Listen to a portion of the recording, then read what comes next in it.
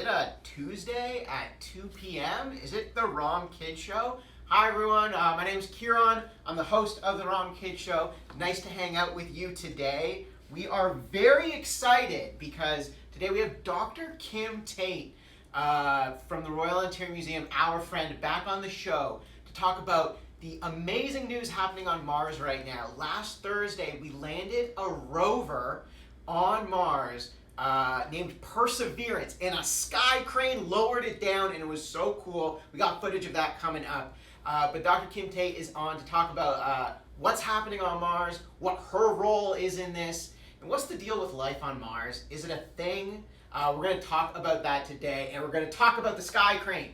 The coolest thing happening in science right now, sky crane. So while everyone's sort of collecting in, if your classroom is here, let us know in the comments. If you're hanging out with us from your kitchen, let us know in the comments. We're very excited to chat with you all today. We are doing some salt and glue and watercolor art, which is pretty fun. And again, Kim Tait, Dr. Kim Tait is here to talk about everything that's happening on Mars. So if you want to hang out with us for roughly the next 30 minutes, talk about science, talk about space, do some cool art, please feel free to hang out with us and to drop your questions about Mars, what's happening with Perseverance in our group chat. Because today you have an expert and you have someone that's actually involved in this groundbreaking science to answer your Martian questions. And I think with that, we're ready to start the theme song portion of the event. Welcome to the ROMKids Show with me. We'll do some crafts and tell some stories. Let's talk about science, art, and history. Welcome to the ROMKids Show, starring you and me. Nailed it. That's the theme song portion of the event in the books. Let's move right on over to the art table and get ready to talk about Mars. I wore my space socks today, which you might have caught. Very excited about that. What do you need for your art before we introduce our guest? You need, because we're making these, okay? We're making some. It's a little bit messy, so maybe get yourself a drop sheet. But we are making glue and salt and watercolor paintings today. I made a little Mars. I made a little rocket ship blasting off from the red planet right there. It's a lot of fun, and if you know the show, fan of the show, longtime viewer of the show, you know I like to mix media up, okay? And that's what I really like about this, because there's a little bit of science and a bunch of different materials. So what do you need? The first thing you need is a black piece, for us, we're using a black piece of paper to represent space, but really any sort of paper will do. If it's thicker, then it will hold its shape better and it will be better for your project, okay? So that's the first thing you need. Next thing you need is glue. Typical white school glue works best, okay? Got some all-purpose right here. Then you're gonna need a lot of salt. So grab yourself a ton of salt. Get yourself some watercolor paint, I guess. Grab that, and then you need yourself a brush, and you need yourself some water to do your art, okay? With that said, goodness, do we have a treat for you today. Right over here, we have Dr. Kim Tait with us today. Welcome to the show. Thank you for having me. This is so exciting. If you can go back into the archives, you can find a really cool episode with Dr. Kim Tait where she spoke to us about everything that's happening on the asteroid Bennu, the OSIRIS-REx mission, and the sample return that she's involved with there. Dr. Kim Tait is involved in all of, I think, the coolest space science going on, and so she's involved with this latest adventure to Mars. Before we get started, I want to do my first couple steps on how our art works, okay? So what you're going to be doing is you're going to be using your glue, your white glue, to draw a picture. Simpler pictures work better, but what I'm going to do is I'm going to draw like a planet, I'm going to draw a little rocket ship like I did in my demo, and then once we have the glue down, then we're going to cover it with salt, okay? So the first step is take your glue and draw yourself a picture on your paper.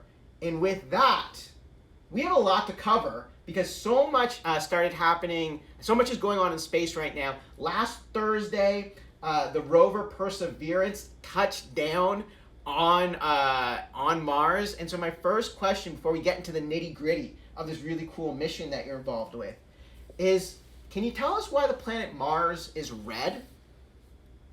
Well, that's a great question because you want to pick the right colors for your planet on the art, right? So we need to get the right colors down.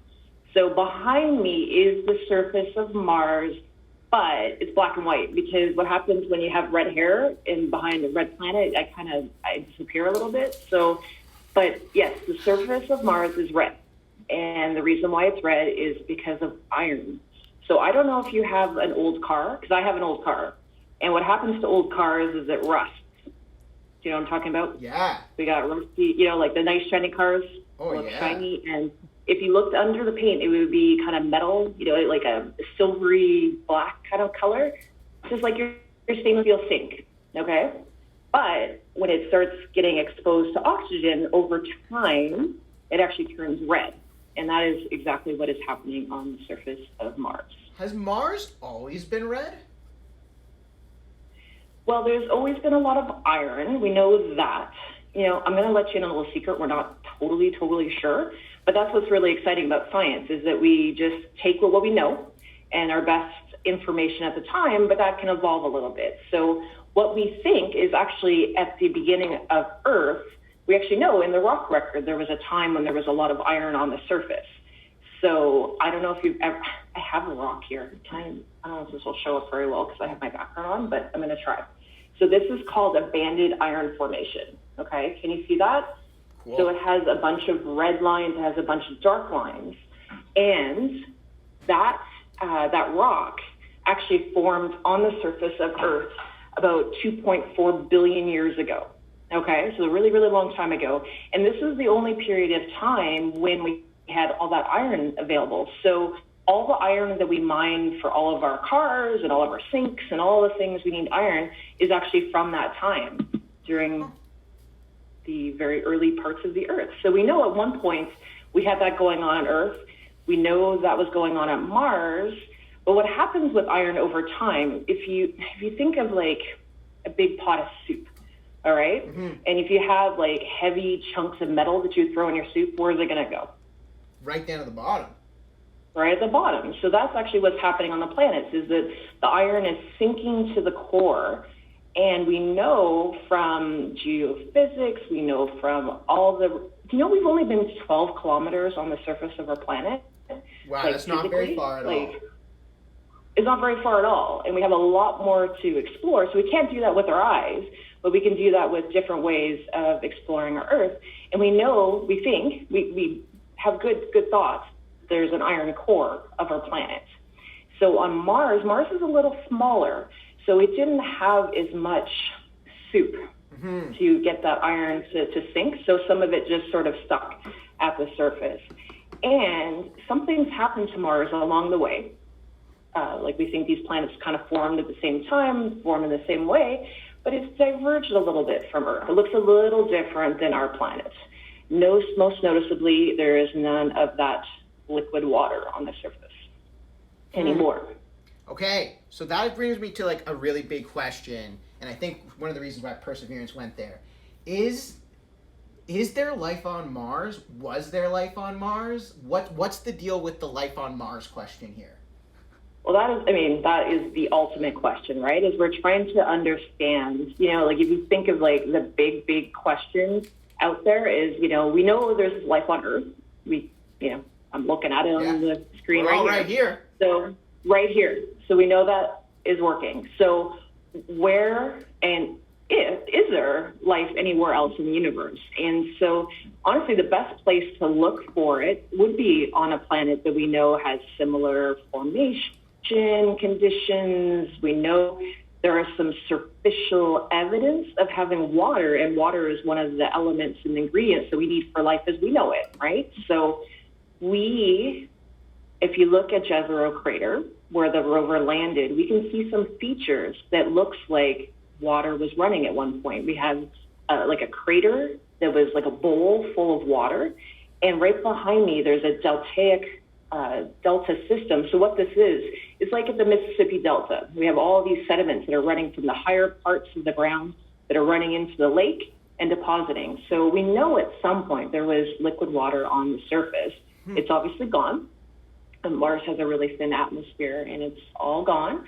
But maybe in the rock record, just like the rock that I showed you, maybe in the rock record there might be some information there that tells us either if there was life or if there was some conditions that would have been there for supportive of life. Okay, lots of good stuff right there. Water is life. Save the water. I like that. What kind of thing? Okay, we got a good question here. What kind of things can we find on Mars? And we're going to talk about that because we got a rover there.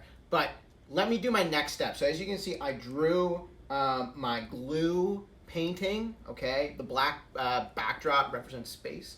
Now I'm going to put just a ton of salt. You need to cover your glue with salt. The reason being is we're going to paint it after, and the salt will absorb the watercolor paint. If there's not enough salt, then it won't work, okay? So just watch right here. I'm gonna move my cup right over here for now. And then I'm just quick demo. Like, look at that, I just dumped so much salt. Like, that's even too much. So maybe try and pour it in your hands first, and then you're just going to put it right over the glue, okay? Try and cover it up as much as possible. If salt is a finite resource in your household, maybe do a small painting, all right? Do a small painting. So that's what I'm gonna be doing right now. Okay, we got a video we gotta talk about. Perseverance last Thursday landed on Mars. A number of different countries are going to Mars right now, and one of them is one of the missions that's going there is the Perseverance mission. Now, we're going to show a video of one of the coolest things I think I've ever seen happen on our planet or even another planet. Can you tell us a little bit about how Perseverance got to Mars? Well, it launched last July. So to get to Mars takes quite some time. And what happened is that this thing was coming in at 200 kilometers per second. Like, it's coming in really fast, really, really hot. And what it has to do is it has to sort of put on its brakes, right? Because we don't want that going in so fast onto the surface. So what happens is that a parachute was launched to slow it down first. So we have this parachute that is slowing it down, all the way down to, like a couple kilometers per minute. Like, we're getting down to slower. And then there's a sky crane, which is the craziest thing ever. The sky crane lowered this Mini Cooper-sized rover from the air down onto the surface of Mars and just plopped it down really gently. It's amazing. So it's happened we've gone to Mars in so many different ways. And this is the first time where we've had a sky crane, okay? A sky crane involved. You can see it right there. You can see it, look at that sky crane. So it comes down from space. It jettisons all of its heat shields. You have this really cool umbrella, not even an umbrella, parachute bringing you down. And then to gently place look at all those NASA folks just so excited. So to gently place this rover, the sky crane with its jet propulsions keeps it sort of hovering above the ground. It drops the rover ever so gently onto the surface. It touches down, and once the rover at Perseverance is safely on Mars, the sky crane just flies off elsewhere so that it doesn't impact the rover that took so much time, effort, and money and people power to get there. Sky crane's the coolest thing I think that's happened in space. I please go and watch this video 20 times. It's so cool. And we're going to show some more pictures. At least. And what's even cooler, Karen, personally, what I think is that it had to do this all by itself. Like, the travel time it takes from Earth to Mars, the communication time takes about 10.5 minutes. And the landing time, it takes 7 minutes. So it had to know exactly what to do. All the commands were already set in place. And there's this thing called the 7 minutes of terror. And this is what everybody knows of this, all these things, the EDL, the entry, descent, and landing process is going on. And then we have to wait to hear those first signals. And that's when you start to see all of the, the control room people start to jump up and get excited because of those first signals. And then we had a couple other check-ins, right? So there was another little flyby by an orbiter that kind of just took a picture from the sky to make sure everything was okay. And it was really cool. It could actually locate where it is, and it was just in the safest spot. It was able to, in real time, actually look at all of the boulders and the flat surfaces and determine where was the safest place for it to actually land. Okay, Amazing. So, sorry, a few more pictures of Sky Crane, because Sky Crane's so cool. There you can see it's lowering the rotor right there. Here you can see that's like the Sky Crane itself, like that's so awesome. You can see Sky Crane flying off, going somewhere else after it's ever so gently placed our little rover on the planet. I got a question for you. What is it about, we can see in this little picture right here, all of these other little rovers that are all over Mars that have done really cool work. Why are we specifically landing in this crater? Is it Jezero? I've always called it Jezero. Jezero, okay. So Jezero. What is it about Jezero? What is it about that rock, about that land, that is so interesting for us as scientists, for you as a scientist who gets to hopefully study these rocks someday? So from all the information from all the other rovers, from all the other information that we've gotten so far, the scientific community got together and got to decide where this rover needs to land, right? So it was determined that Jezero Crater, if there was going to be life on this planet, this was probably the best place to look. So that's why they've landed here. Again, we see these deltaic sediments, we see a bunch of sedimentary rocks. This is where we would think that, we have water, we have all these nutrients, all these things that are kind of mixing together. If there was life, it would probably be in Jezero Crater. So that's super exciting. What's really cool about this rover is that it has a drill on it. And this drill is going to be collecting some of these materials along the way. It's going to be roving around, driving up the hill, all the way through this area and collecting materials. And then it's going to be putting them in sample tubes. And these sample tubes are going to be left on the surface of the planet, picked up later, and then brought back to Earth for us to study. So this is, although we've done rovers before, this is the first time that we have collected materials from the surface of Mars. That's awesome. Okay, so one of our questions from the group is, what would that life look like? Would it be I think about dinosaur fossils, but I guess it might even be smaller. What would it look like? Well, we don't expect to see little green Martians or anything that, has been depicted before on Mars. If we see, and it will be ancient life, we don't see any more surface water. We have a very thin atmosphere, so all this radiation is constantly bathing the surface. So it's likely to be ancient life. And if there was, it would probably be in the form of bacteria. If we have any sort of life, it will interact with the rocks. We know that from our planet as well, and hopefully leave a little signal or a little bit of information behind in the rock records so that we can study it. So quick shout out to our guest next week, Julie Tomei, science educator, science communicator, will be joining us to talk about the dawn of life, a gallery that we have coming into the museum, and we're going to talk a little bit about what that ancient life looked like on Earth, because maybe that helps us give some ideas of things that we can be looking for elsewhere. You said something very intriguing.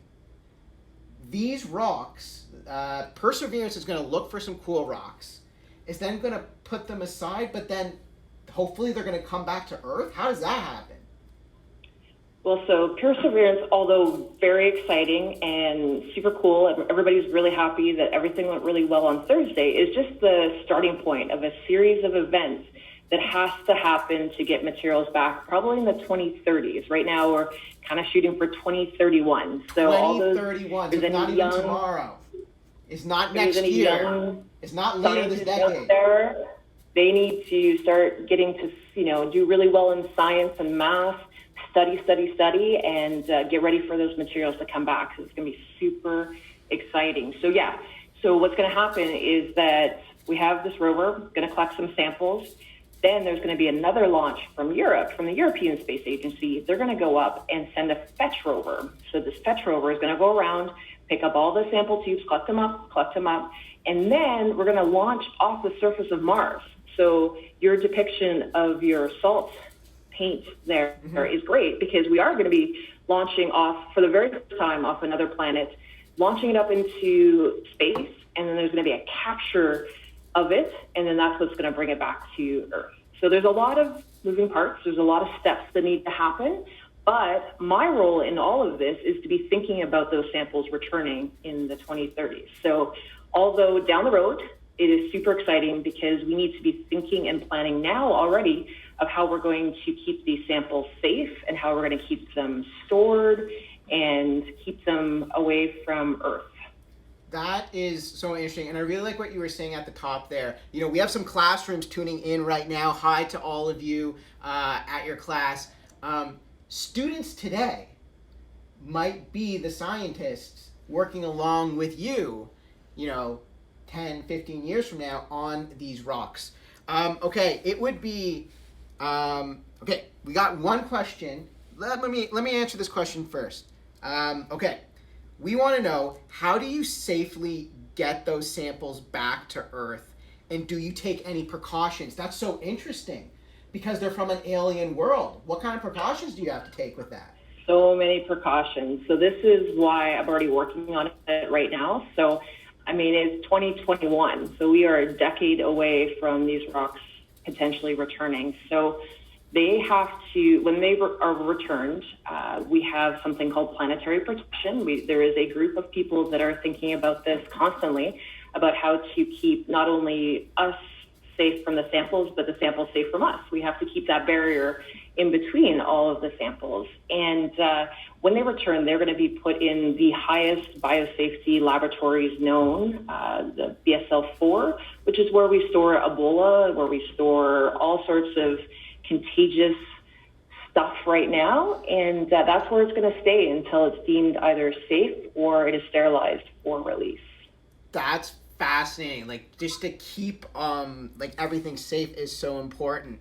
Why aren't we bringing the samples home now? It's because we still got to get that fetch rover sent there, right? And so so it would be too much to do all of this in one step. This was such an engineering feat to land a Mini Cooper so gently on the surface of Mars. This has been a big amount of things to do. So we're going to split it up into different steps. And this is a global effort. This just isn't NASA. This is now the first time that we've incorporated other space agencies that are going to be helping to make this all happen for us, everybody, right? This is a global effort. Speaking of global efforts, let's talk about our effort that we're doing right here with our art project. Once you've covered it with salt, what I want you to do is try and just gently take that salt and shake it right off, okay? Be really careful. Maybe talk to the adult in your house about putting a drop sheet down or something. But you don't want your salt everywhere. You just want enough so that you can do your art, which is your next step, which I'm going to do right now. Now, Kim, you already have a ton of Martian rocks. I've seen them. I've held them. They're some of the coolest things I've ever touched in my entire life. What is maybe different between the rocks you have right now versus the rocks that you're hoping to get from this sample mission in about 10 years? That's also a great question. So yes, as you mentioned, we do have a lot of Martian meteorite samples at the ROM, and once it is safe, I really welcome everybody to come to the museum and to check them out. We do have them on display in the tech gallery, and this is where we do a lot of our research, and a lot of our information comes from Mars is from those samples. So they're incredibly important. Only problem is that we don't know where they came from. So they were launched off the surface of Mars somewhere. So can you imagine, trying to come up with all of the information from a planet from one rock that you found in your driveway? You can find out some information about the rock and something, you could tell some things about it, but you can't tell exactly, where it came from, all the information that you would need to really be able to tell the full story. So, and what happens is that only the hardest and the most dense materials can make it from the surface. Because you can imagine it's been impacted on the surface, it's been launched off the surface, it's now traveled across the solar system, it's now been pulled into Earth's gravitational pull, it's made it through our atmosphere, which is, we see shooting stars, right? We see that action of burning rocks. So a lot of it doesn't even make it through our atmosphere, which keeps us safe, which is a great thing to have, but for sample recovery isn't so great. And then it has to land in a place that we can find it. We're 3/4 water. So, there's a lot of things that need to happen. And from that, only that strongest materials can make it, which are usually rocks from volcanoes, which are super cool and super interesting. And I've based my whole research career on that. So I don't want to dismiss that. But the rocks that are coming from Jezero Crater are sedimentary rocks, which are more like what we would find at the beach. That's awesome. Okay, that was the exact type of answer I wanted. Okay, when you're with your project here, once you've shaken off the salt, your next step is you want to use your watercolor paint to really get it nice and liquidy. I'm doing my planet red because of Mars. And good choice. Thank you. Lovely, lovely planet. And then what you do is you just tap it onto the salt, and you'll see how the salt picks up the color of your watercolor, okay? And so, go have a lot of fun. I really like this because, it's like seeing things change right before your eyes.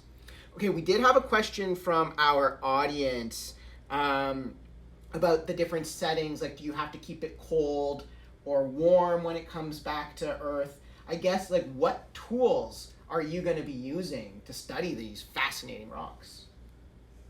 So there is a group of us worldwide that were selected due to either our research backgrounds, or for me it was because I work with Martian samples already, and I think about these kind of questions quite a lot already: how to keep them safe, how to study them, how to sample them.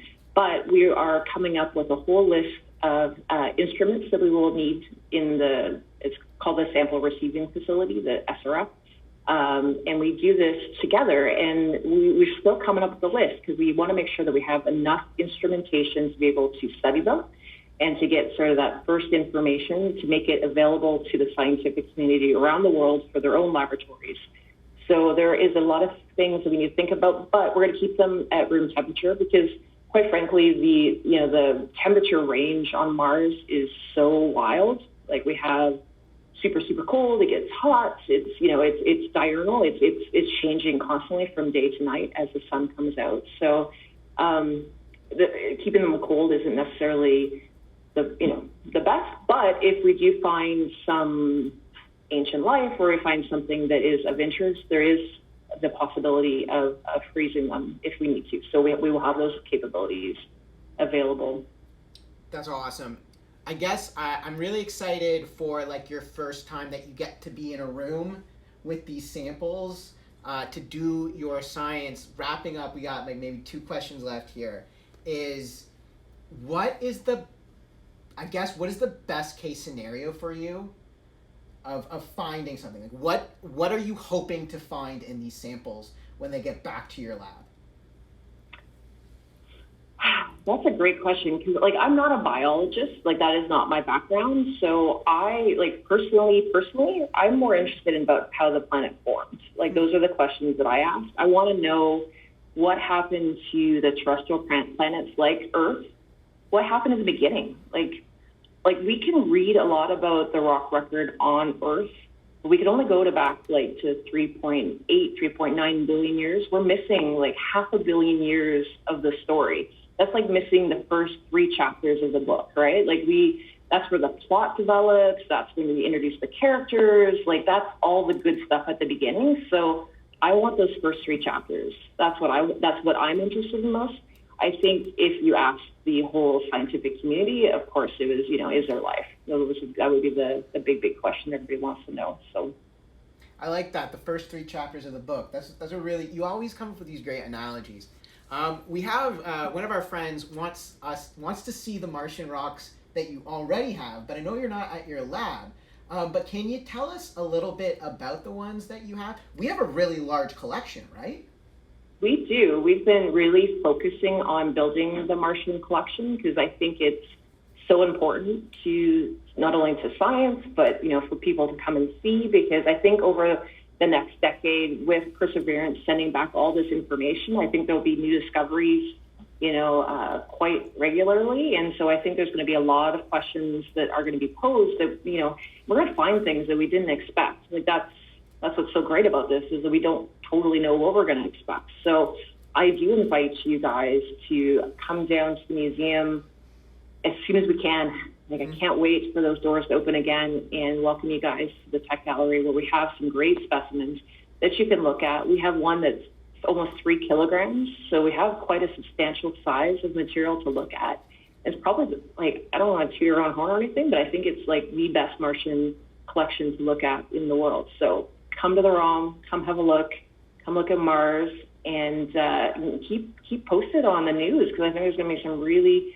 Not only we're seeing cool images this week already, but when it starts actually to rope around and when the helicopter starts going in 38 days from now, the helicopter is the best part. There's a helicopter. Cool. There is a sky crane. There's a helicopter. The sky crane lowered the rover onto the planet, and then in the rover is a helicopter to go do even more cool science. So once that gets flying around, and there's going to be so much to see. So I think we're going to be hearing a lot about it in the news.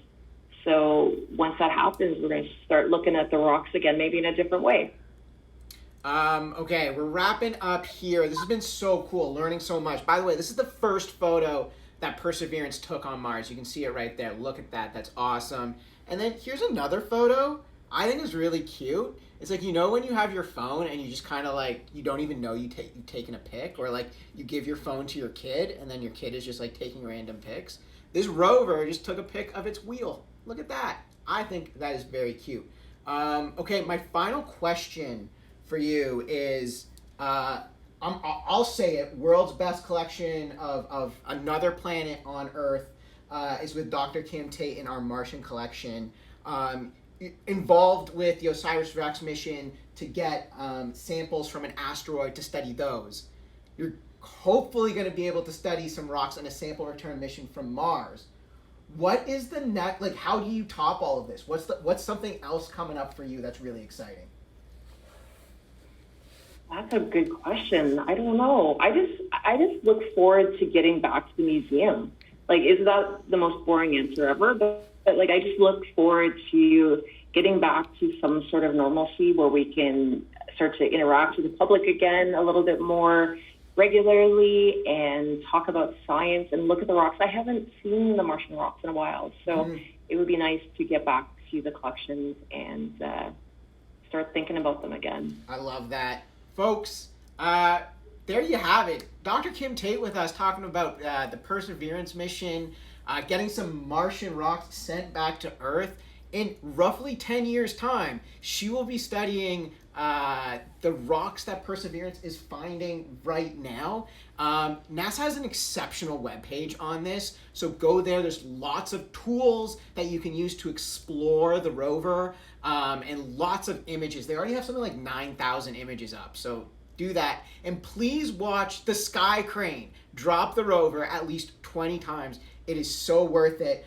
We made some salt painting, some glue painting today. I got somewhat far. I at the very least made my Martian planet, but it's a lot of fun. You can get all the directions and activity info up on our website. This episode will be up on YouTube later this week. Next week, science communicator and science educator Julie Tomei is here to talk to us about the dawn of life.